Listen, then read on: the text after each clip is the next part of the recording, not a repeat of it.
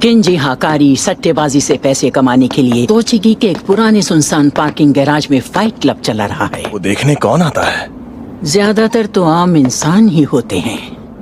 उन मुकाबलों में कुछ खतरनाक कर्स यूजर भी हिस्सा ले सकते हैं, इसलिए संभल कर रहना। हाकारी सर को बड़े अधिकारियों से भिड़ने की वजह से निकाल दिया गया था और वो जानबूझकर जुजुत्सु के कायदे कानून तोड़ रहे हैं। उन्हें जरा भी शक हुआ कि हम जुजुत्सु हाई से हैं तो वो भाग सके। मतलब अब हम जुजुत्सु हाई की मदद कर रहे हैं? ये पूरी तरह से सच नहीं है, पर हकारी सर की नजर में हम उन्हीं के आदमी हैं। हमारे सारे सीनियर्स कहते हैं कि वो किसी काम के नहीं, पर यूटा का मानना है कि वो उससे भी ज्यादा ताकतवर है। कर जाओ बच्चों, ये तुम्हारे आवारागर्दी करने की जगह नहीं है। 3 तक गिनने से पहले उल्टे पैर लौट जाओ, वरना मेरी लात घूंसों के लिए तैयार रहना। एंट्री चाहिए। इधर पहला रूल है, फाइट क्लब के बारे में कोई बात नहीं करेगा। तुम्हारे दोस्त के सामने तुम्हारा कचूमर निकाल सकता हूँ, चाहो तो आजमा लो। अब बताओ, तुम्हें किसने बताया? उसकी हड्डी पसली एक करूंगा। उसका नाम तो नहीं जानता, पर मैंने उसे मार डाला। अरे हाँ, अगर हम सीधे उनसे मिलने की बात करते तो उन्हें शक हो जाता। हाकारी का नाम जानते हैं ये भी नहीं दिखाना चाहिए। मुझे तो अपना मुंह बंद ही रखना चाहिए। यागा, वो बला क्या है? ऊपर के अधिकारी तुम्हें स्पेशल ग्रेड डिक्लेयर करके उम्र कैद की सजा देने की तैयारी में हैं। माना कि इंसानी हाथों से बनी शापित लाशें बाकी शापित टेक्निक्स के मुकाबले ज्यादा आजादी से काम कर सकती हैं, क्योंकि अपनी काबिलियत के इस्तेमाल से अगर तुम ऐसी चीजें बनाने लग गए तो अपनी खुद की आर्मी खड़ी करने में तुम्हें देर नहीं लगेगी। उस चीज को कैसे बनाते हैं इसके बारे में तुम्हें सच में कुछ नहीं पता।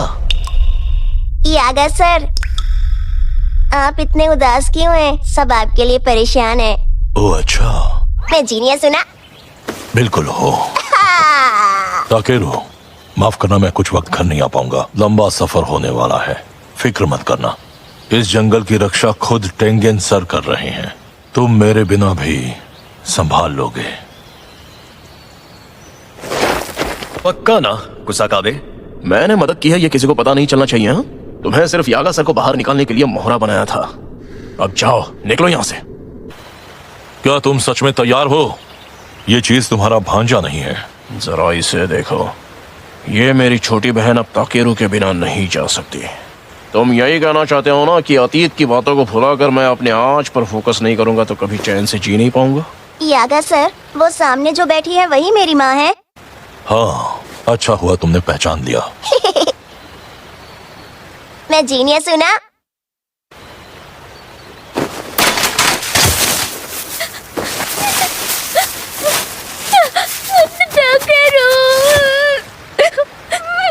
मैं सब जानता हूँ। तुम इन शराब से बनी कठपुतलियों को दुनिया की नजरों से दूर रखना चाहते हो, इसलिए वो उसके साथ नहीं रह सकता। वाकई तुम्हारा शुक्रिया। तुम्हें मौत की सजा मिली है तो तुम्हें अपनी जान बचाने का एक आखिरी मौका देना चाहता हूँ। अपनी कठपुतलियों के बिना कहाँ जाने का इरादा है? क्यों प्रिंसिपल यागा? अपने बेटे से मिलने। हमें ये बताओ कि ये खुद से चलने वाली कठपुतलियां तुम आखिर बनाते कैसे हो? गोजो सातोरु के जाते ही तुम सबकी हिम्मत कुछ ज्यादा ही बढ़ गई है।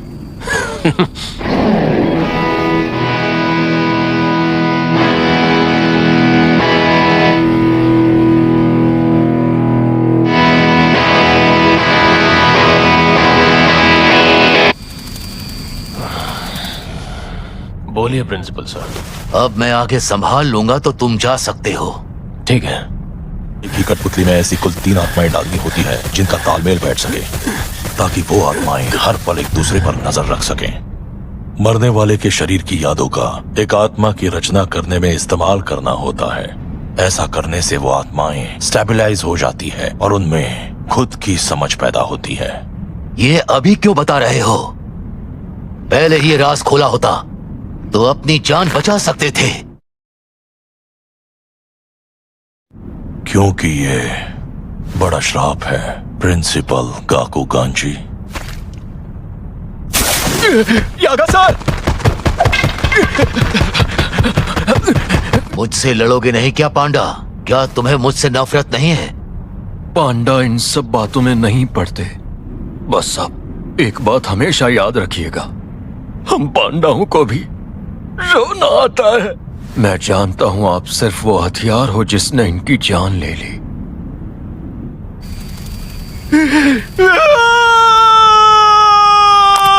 ने हरी झंडी दे दी है। तुम्हारा मुकाबला आज के सबसे धाकड़ खिलाड़ी से होगा। हाँ, लेकिन लड़ने के लिए वो जाएगा बिल्कुल नहीं, मैं लड़ूंगा।